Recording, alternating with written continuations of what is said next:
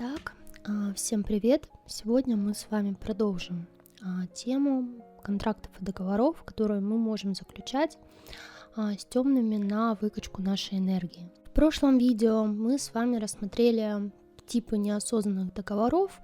когда мы передаем управление своей жизнью в чужие руки, то есть когда мы не являемся хозяевами себе, да, и передаем свое здоровье, свои деньги, да, управление деньгами, там, своим вообще там судьбой там и так далее, да, личной жизнью каким-то там левым силам, которые будут этим распоряжаться. То есть когда человек не несет ответственности за свою жизнь, хочет эту ответственность переложить на другого. И, конечно же, на такую позицию находится очень много темных, которые с удовольствием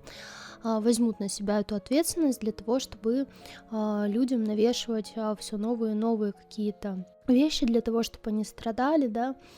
для того, чтобы все у них складывалось не очень хорошо, потому что им нужен гавах. Если вы не видели это видео, посмотрите, это первая часть про контракты и договоры.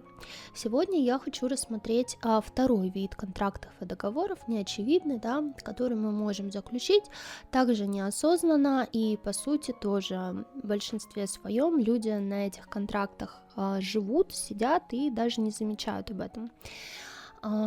Это контракты, которые мы заключаем с темными, я это называю крючками по большей степени, да, не контрактами даже, а крючками. То есть это определенные виды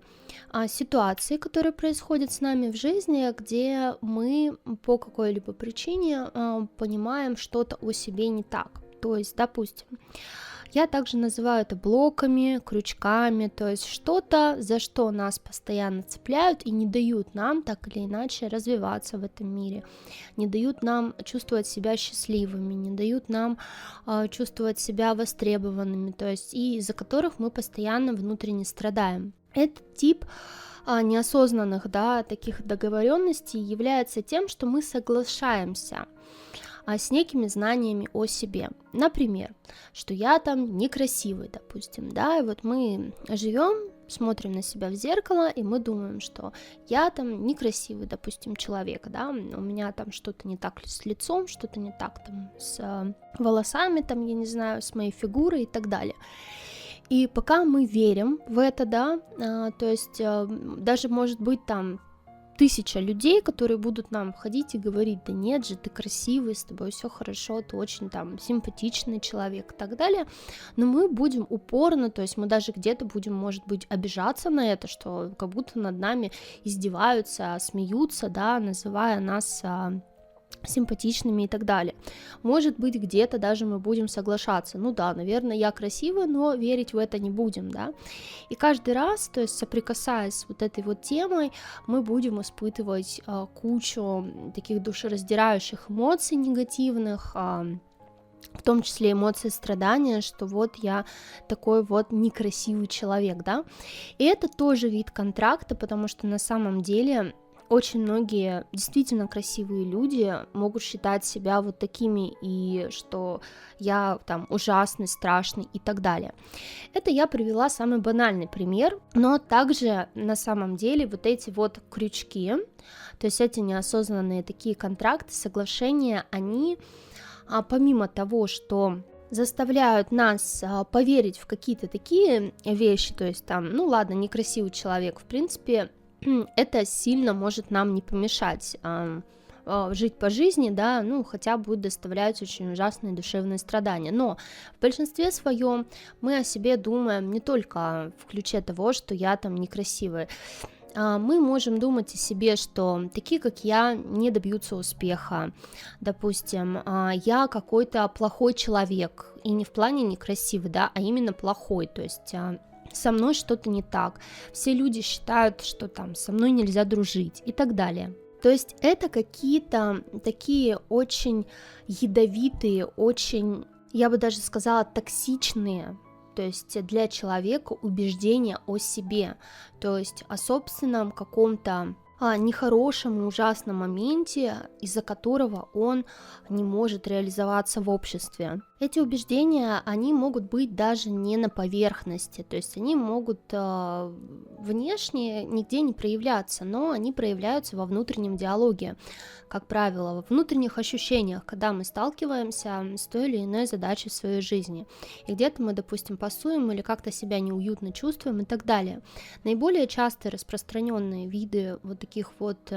контрактов, да, которые нам здесь подпихивают,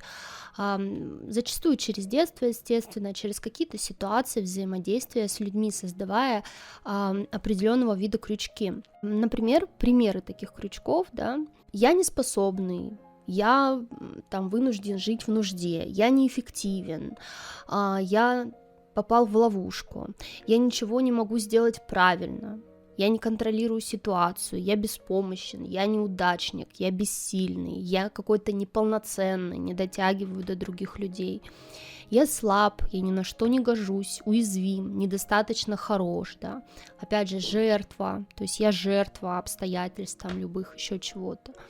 Также могут быть какие-то проявления, там, я никчемный, невыносимый, плохой, зря живу, не заслуживаю того, чтобы жить. О том, что меня невозможно любить, я не такой, как остальные, не могу никому нравиться, я плохой, поэтому меня не любят, неприятен другим людям, недостаточно хорош, чтобы меня любили, непривлекательный, неполноценный, там, что со мной никто не хочет там дружить, как я говорила, да, что меня будут всегда отвергать, никому нет до меня дела, меня будут бросать, я буду всегда один. Эти все моменты, то есть убеждений глубинных, о которых мы можем даже на берегу не догадываться, они цепляют постоянно, да, нас. То есть и когда мы сталкиваемся в жизни с какими-то ситуациями, нас просто через вот такие глубинные убеждения блокируют. То есть эти глубинные убеждения, они тоже являются примерами контрактов. То есть в каком виде? Мы пока верим в это, то есть пока я реально буду верить, да, что я никчемный, я не смогу ничего добиться в жизни, потому что все вот эти светлые временные линии, которые будут вести к тому, чтобы я стал как-то успешен, да, нашел хорошую работу, допустим, как-то там в жизни там, сделал что-то, что я хочу, да, оно просто перекроется. И мы здесь говорим не о каком-то успешном успехе, как вот сейчас через, знаете, такой прямо жесткий там нарциссический маркетинг нам пихают это все. Нет, мы здесь говорим о каких-то банальных вещах, которые человек просто хочет в своей жизни видеть. То есть не обязательно иметь там Феррари и Ламборгини, чтобы чувствовать, что ты в жизни удался, да. То есть у каждого свои критерии. Я очень часто об этом говорю. Кто-то хочет жить на земле, да, там, я не знаю, где-нибудь в деревне, на берегу озера, допустим. Кто-то хочет в шумном городе выстроить карьеру, допустим, я не знаю, в какой-нибудь компании, да, стать каким-нибудь супер крутым там, я не знаю, менеджером, кто-то хочет там книгу написать классную, кто-то еще что-то, то есть здесь там спортсменом каким-то стать, допустим, там, да, заниматься спортом как-то, еще что-то развивать, кто-то хочет свой бизнес, кто-то хочет свой огород, это все зависит от человека и от того, как он видит свою внутреннюю реализацию, каким он себя хочет видеть, да, каким он себя хочет проявлять, то есть кем я хочу стать и что я хочу в своей жизни видеть. То есть для каждого человека это разное, и для каждого свой критерий счастья будет выглядеть по-разному, да. Нет какой-то одинаковой такой, я не знаю, теории счастья, шаблончика некого, в который мы вот войдем, да, вот шаблончик счастья, мы вот в него войдем и будем счастливы. Такого не существует. Каждый человек индивидуален, у каждого свои потребности в счастье. Но здесь мы можем говорить о том, что пока мы будем жить по вот таким вот негативным установкам, то есть, да, которые являются на самом деле глубинными контрактами, мы будем жить не своей жизнью тоже, потому что все эти установки, они пришли к нам извне, это не наше внутреннее ощущение себя, то есть нам кажется порой, что это тоже мы, и это как раз тоже, здравствуйте, подключки, да, когда я говорила про работу с внутренним диалогом, то есть Все эти вещи всплывают на подключках, когда мы сталкиваемся с какой-то ситуацией в жизни, да, допустим, там мы хотим как-то что-то улучшить, думаем о том, что может мне найти другую работу, да, или еще что-то там получше, какое-то место или что, и у нас начинается в голове. Ой, да куда ты лезешь, да ты вообще не тот человек, который может вот это сделать, да, а вдруг у тебя не получится, а вдруг ты не сможешь, да вот у тебя, значит, вот это вот все, это не твое, и начинаются вот такие вот мысли, просто мысли, гоняться по кругу, и это тоже воздействие как раз-таки вот этих вот глубинных убеждений, то есть вот этих подключек, которые, по сути, нас дергают за вот эти вот крючки, как я их называю, вот эти убеждения, да, которые нам в голову вложили, с которыми мы согласились, потому что если бы мы не согласились с этим, если бы мы не написали, да, не подписали этот контракт, что вот я никчемный, да, мы согласились на это, и все, и дальше нас всю жизнь потом за этот крючочек будут дергать в нужные места, то есть где я, допустим, сталкиваюсь с моментом, где мне можно проявить себя, да, проявить какие-то свои качества, и в этот момент просто, как на фортепиано, подключки начинают играть, и там вот за вот этот крючочек потянули, все. А куда ты полез? Ты хорошо жить захотел? Нет, вот, ты никчемный, иди отсюда, да? Это не твоя история, то есть... И таким образом нам не дают тоже вылезти из каких-то вот этих вот матричных программ, да, матричных систем.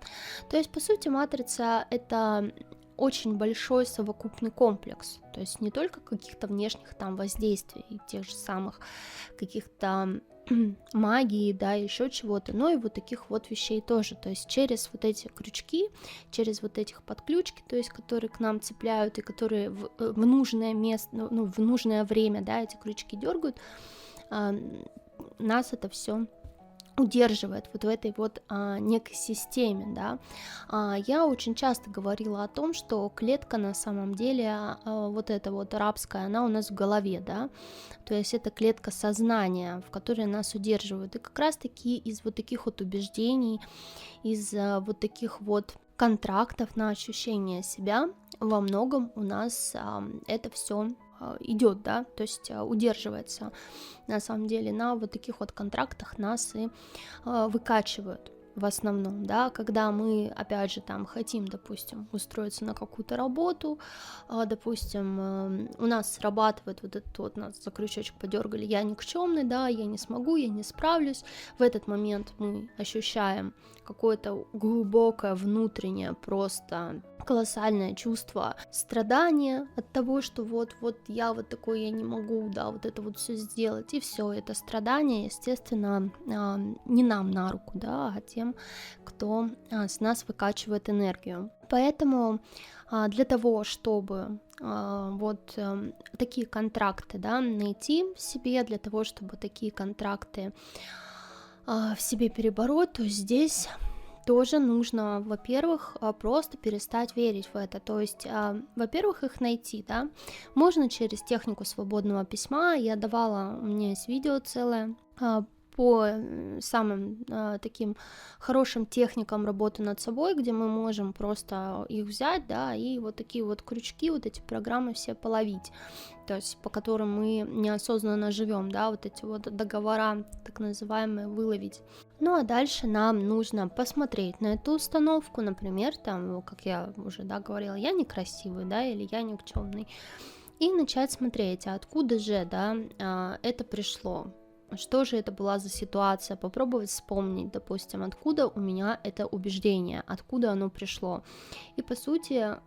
когда мы вспомним ситуацию, в которой у нас этот контракт был заключен, да, мы вспомним, что, допустим, кто-то нас назвал там некрасивым человеком, да, что вот ты там страшная уродина, да, допустим, вот кто-то сказал. И в этот момент мы в это поверили, то есть мы поверили этому человеку, который так сказал, да, и мы стали себя таковым считать. И нам нужно вернуться, то есть посмотреть, да, на эту ситуацию уже с другой точки зрения, и по сути нам нужно переосмыслить это, что этот человек, допустим, говорил, потому что им двигала зависть или им двигало еще что-то, он просто хотел нас задеть, обидеть, да, поэтому он сказал такие слова. И нам нужно переосмыслить вот это знание о себе, что на самом деле я не являюсь некрасивым, я не являюсь каким-то ужасным, страшным, никчемным там или еще что-то. Нам нужно заново посмотреть на себя в зеркало, да, и заново себя оценить. То есть сделать такую переоценку, да, собственной ценности. То есть на самом ли деле вот это убеждение соответствует действительности, а на самом ли деле я такой там страшный или такой никчемный, да, и так далее. По сути, наша задача переубедить самого себя в том, что вот это знание о себе является ложным. То есть вот этот крючок, да, установка согласия, которое мы дали, да, мы должны, во-первых, начать ему сопротивляться и говорить: да нет, почему это я вдруг никчемный, или почему это я вдруг страшный? Нет, ни за что. Я очень даже хороший, замечательный, да, то есть внутри нас должен нарастать вот этот праведный гнев, который как раз-таки дает основу для сопротивления и основу для возмущения тому, что я возмущен и мне не нравится вот это. Я не собираюсь с этим мириться и не собираюсь с этим соглашаться, да. Мы как бы отвергаем вот эти моменты и отвергаем эти подключки. Я читала ваши комментарии, и там ребята задавали некоторые вопросы, я их себе выписала и тоже решила на них ответить. То есть в том числе здесь возникает вопрос, вот написали, да, что как расторгнуть контракт, когда недостаточно веры в себя, силы воли и есть немало страхов. А здесь, во-первых, нам нужно понимать, что вот эти страхи, да, которые порождены внутри нас, это тоже своего рода контракты, то есть нам их пропихивают, да, как я сказала, то есть, допустим, в прошлом видео, когда человек должен для того, чтобы расторгнуть вот те виды контрактов, когда он передает полностью управление своей жизнью кому-то там, то есть он должен в первую очередь для того, чтобы расторгнуть их, да, не просто сказать, что вы не имеете теперь права, да, там,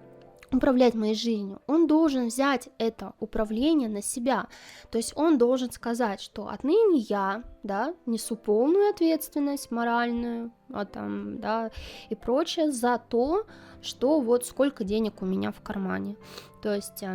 только я теперь несу ответственность за свое здоровье, вот, то есть какое здоровье у меня есть, да, это моя ответственность, это я, то есть и для многих людей это настолько тяжело воспринять, настолько тяжело вообще сделать, потому что на самом деле у многих есть страх ответственности. Многим людям очень удобно жить по вот этим программам, потому что, ну, это ж классно, когда ты ни за что в жизни не отвечаешь. Это очень классно, когда мы можем сказать, что вот, ну, вот я сижу вот здесь, да, вот на этом месте, потому что кто-то там так решил, да, не потому что я сам являюсь бенефициаром своей жизни, и я именно тот, кто привел меня вот в эту точку. Для многих, ну, тяжело это признать, да, тяжело признать то, что все, вот что у него есть на данный момент, где он находится, это результат его же собственной жизнедеятельности, да, то есть никто, кроме него, его в эту точку не привел. И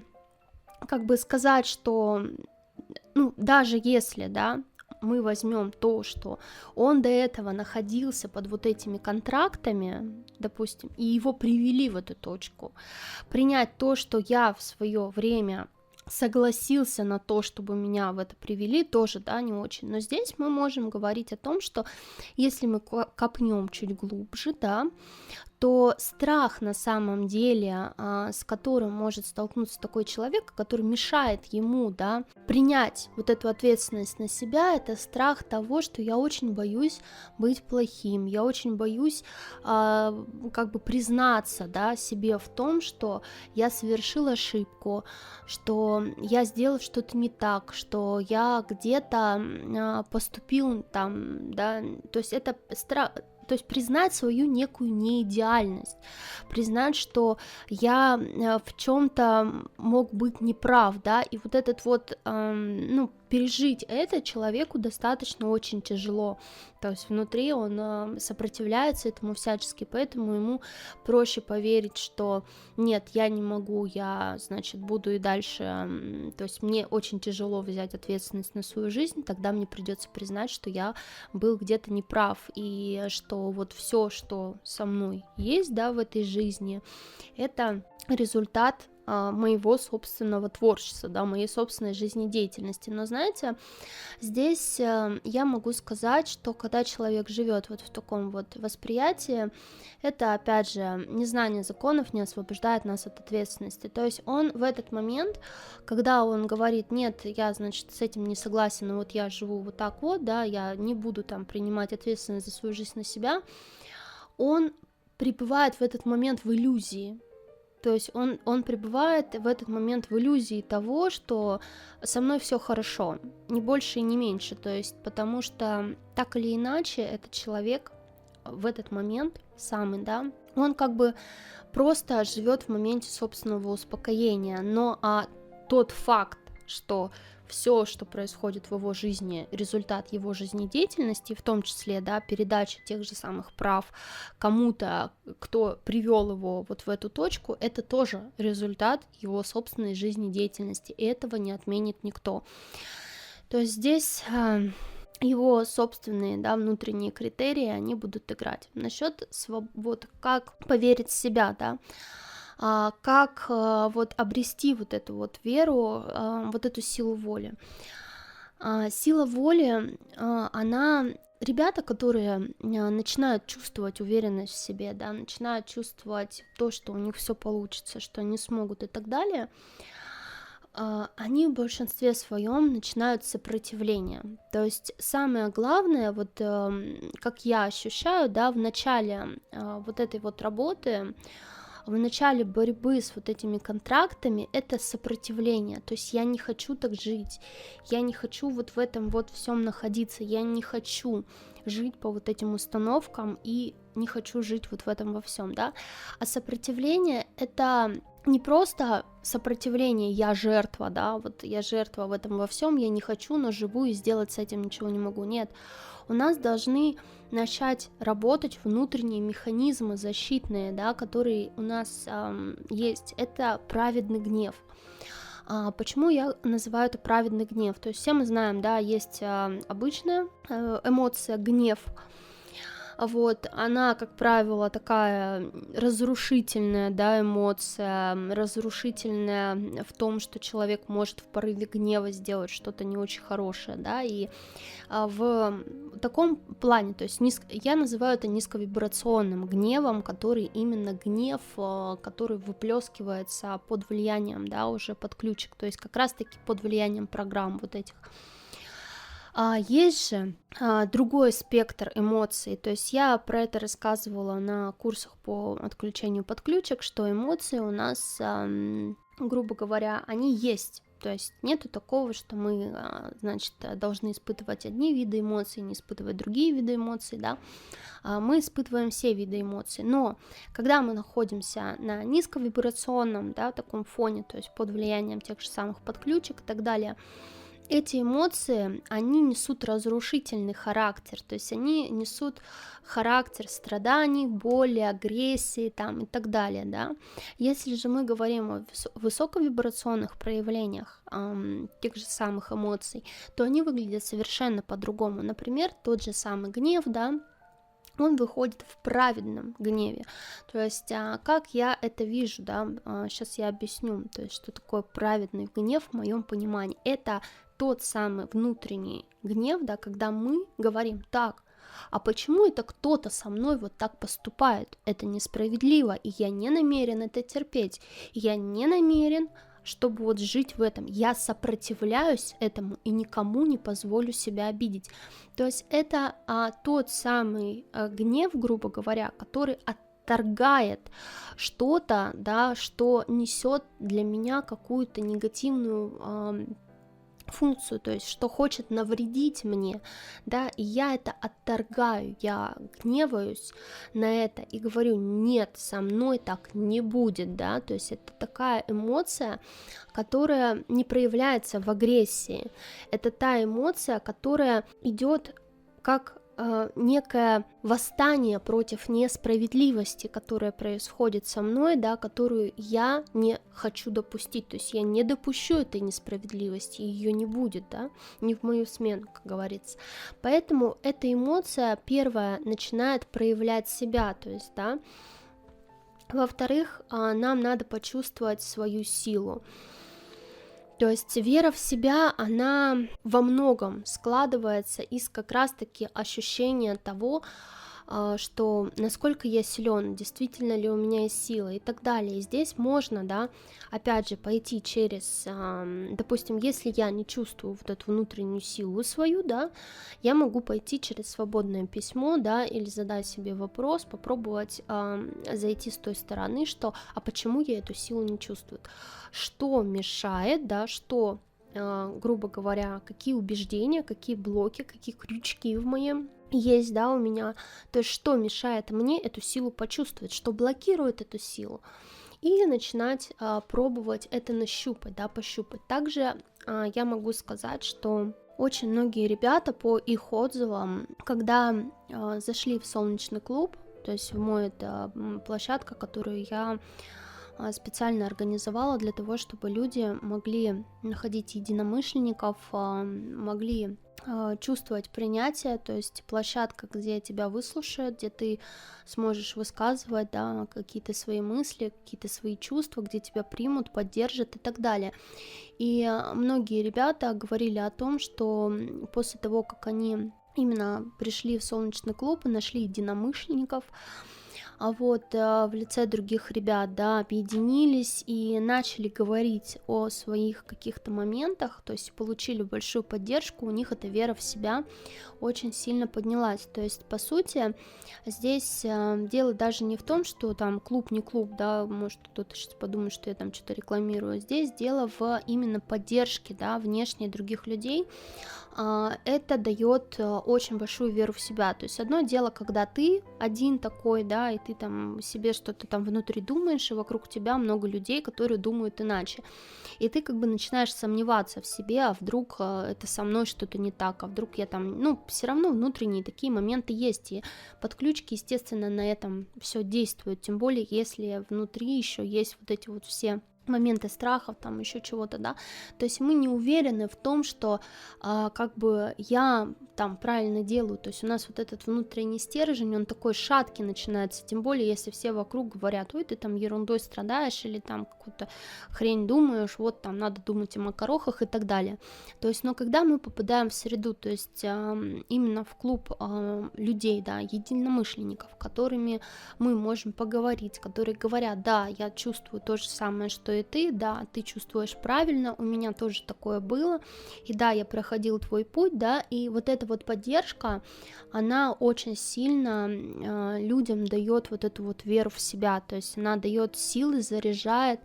и дает внутреннюю уверенность, что со мной все хорошо, да, я вижу правильно, чувствую правильно, да, и это очень большой внутренний заряд. Я в свое время тоже помню, что мне не хватало, то есть где-то общения с людьми, то есть такими же, как и я, хотя я по жизни очень часто встречала людей, которые тоже что-то видят, да, что-то чувствуют, и мне было с кем об этом поговорить, как бы про видение тонкого плана и прочее, но так вот подумать, если бы я не встречала там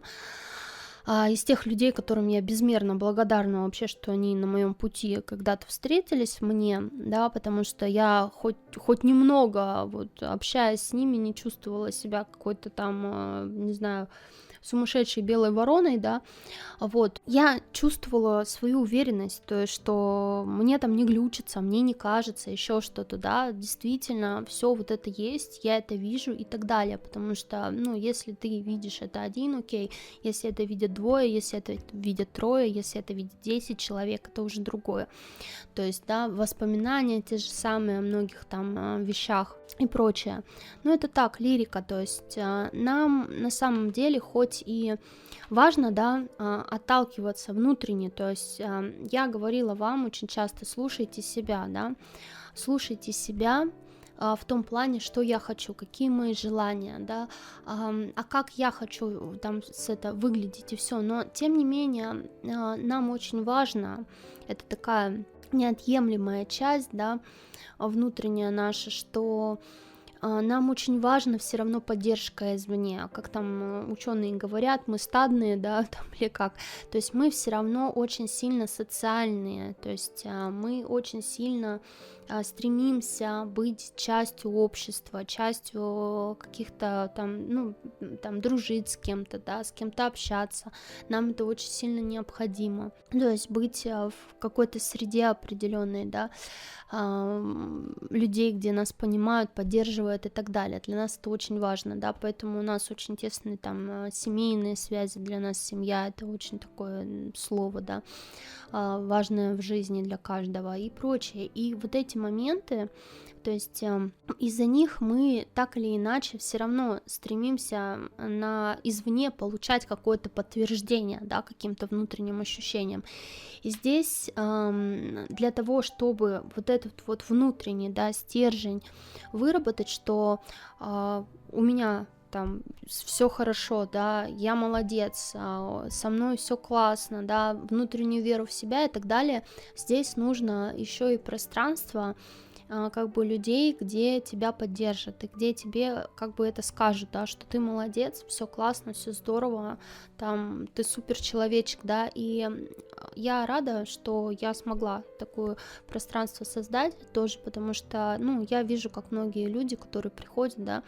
они приходят, они там где-то боятся писать, где-то боятся как-то там вступать в диалоги, и потом они очень сильно раскрываются, очень сильно начинают там с другими ребятами общаться, находят, да, вот в этом общении свой вот этот момент свободы и так далее. Это очень-очень классно и здорово.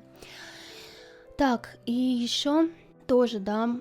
здесь вот человек написал, что вот эти вот моменты страхов, неверия, да, в себя и так далее, они мешают при расторжении контрактов, и это да, потому что здесь вот, как я сказала, если человек один, да, борется против там чего-то, он себя чувствует выкинутым в открытое море, в шторм, да, но если он будет не один, а с ним будет очень много людей, которые его будут поддерживать, ему, конечно, в этой атмосфере будет гораздо лучше и комфортнее с этим всем, потому что он будет чувствовать, что он не один, да, против там вот этого бушующего моря, там, шторма, он будет чувствовать вот эту поддержку, вот эту команду, что меня защищают, что я кому-то нужен, и это очень большой плюс будет нести. Также я выписала себе, да, момент такой, что писали про договора на листочках. То есть кто-то написал, что вся вот эта вот штука, которую я тут рассказываю, это полная ерунда, вот договора везде, что вот мы там паспорт, значит, паспорта получаем, что мы там делаем договора на квартиру, мы там делаем какие-то земельные договора и так далее и тому подобное, да, вот мы там получаем загранпаспорты и, значит, договора нас ждут везде, и смысл типа там пытаться что-то там отключить, его нет, это все бесполезно, вот, и, значит, вот, лучше жить в таком моменте, да, собственного, я не знаю, как это назвать, да, вот, жить под всеми подключками, чем пытаться вообще хотя бы с частью этого всего бороться, хоть как-то, да, потому что, ну, какая разница, все равно ты все не отключишь, но это, знаете, это из разряда какого-то, во-первых, перфекционизма, да, во-вторых, идеализации чего-то, то есть либо все, либо ничего, да, вот если, это знаете, это вот я сейчас говорила, да, о различного рода подключках, которые внутренне растут из глубинных убеждений, это вот из той же оперы, почему? Потому что это вот ты все равно не сможешь сделать все идеально, так нехрен пытаться, да, как говорится, то есть не сопротивляйся, все равно ты не сможешь там сделать все идеально, то есть это стремление к идеализации, стремление к тому, чтобы все там было вот либо все, либо ничего, все должно быть вот в идеальном каком-то таком состоянии, контексте и так далее, и это, кстати, здесь на Земле по большей степени темные нас именно на вот этих вот контекстах некой идеальности, да, идеальность чего-то, идеальность достижения идеальности, да, стремление к идеальности, или даже не стремление к идеальности, знаете, а ты должен быть идеальным, да, они нас именно на этом ловят, потому что если ты не соответствуешь некому идеалу, значит ты, ну, да, кусок, как говорится, всего, поэтому ты вот либо, да, давай идеально, либо вообще ничего не делай, да, потому что ты, типа, неудачник какой-то там, да, грёбаный, и если вы посмотрите и так проанализируете, да, кто захочет, любую из убеждений, которые я вам сегодня перечислила здесь, то вы можете заметить, что все они так или иначе будут выстроены на неком стремлении к некому идеалу. Например, то, что там никто не хочет со мной общаться, да, или там никто не хочет со мной дружить. Все люди разные, кто-то хочет с тобой дружить, кто-то не хочет, да, но здесь либо все, либо ничего, да, где-то я могу ошибиться, где-то я могу не ошибиться, но либо все, либо ничего, то есть вот этот вот момент идеализации и обесценивания, он вообще преследует нас по жизни. Ну а если вам интересно мое мнение насчет бумажек, паспортов, да, и вот этого всего, то есть как я это вижу, хотя я вроде отвечала где-то на эти вопросы, потому что мне их неоднократно задавали,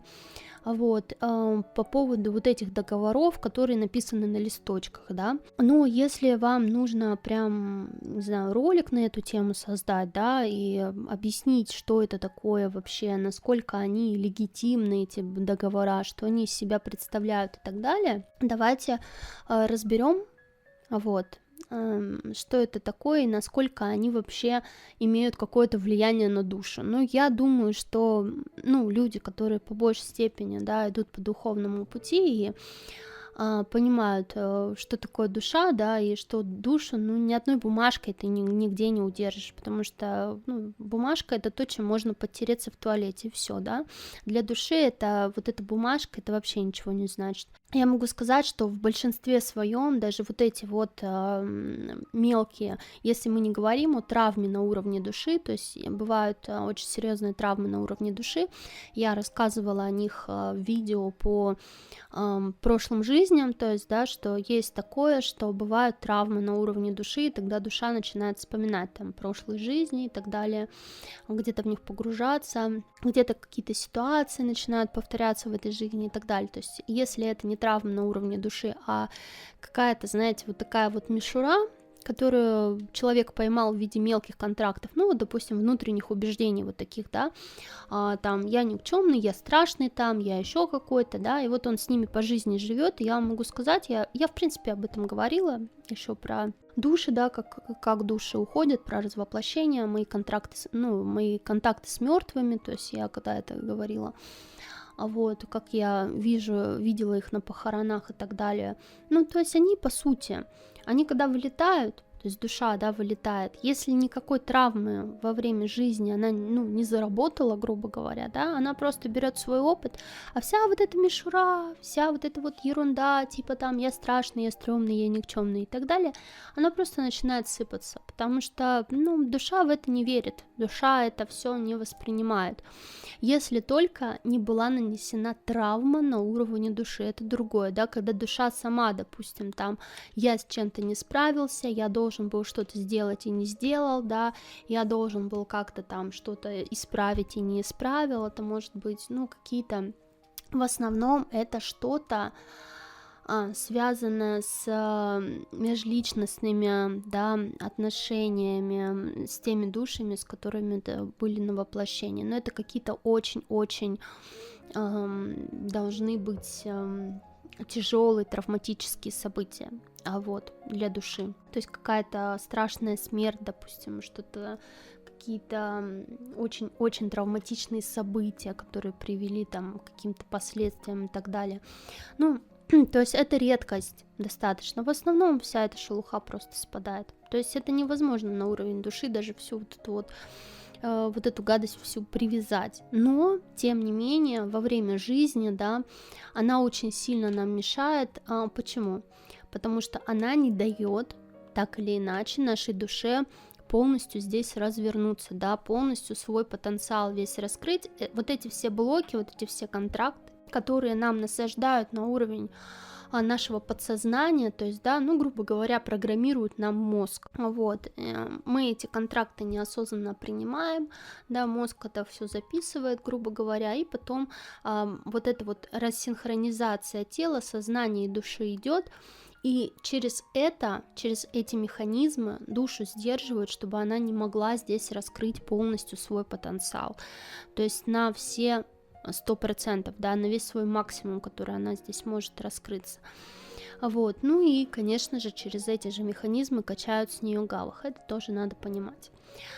Вот, но у меня на этом все. Насчет договоров на листочках, да, я вам сказала, что здесь мы рассмотрим те самые договора, которые не написаны на бумаге.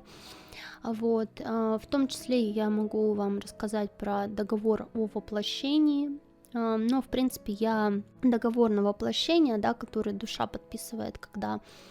сюда идет воплощаться, то есть в канцелярию, ну, даже не то, чтобы подписывать, здесь не подписывает, здесь, скорее всего, ей составляют план некий жизни, да, который она будет прожить. Я рассказывала об этом в видео про канцелярию, есть такой.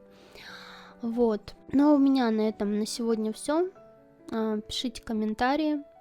Вот, мне будет очень приятно их почитать, посмотреть, нужно вам видео про договора на листочках, паспорта там и так далее, или нет, все вот эти вот морское право там прочее, да, то, что там нам пишут, что из-за того, что мы там, что-то там, кто-то там на листочке написал, да, и вот якобы мы теперь всем принадлежим и так далее, то есть насколько вы хотите, чтобы я это все разобрала и рассказала свою точку зрения. Вот. Ну, а я вас всех люблю, обнимаю. Ваша Надежда Солнечная. Пока-пока.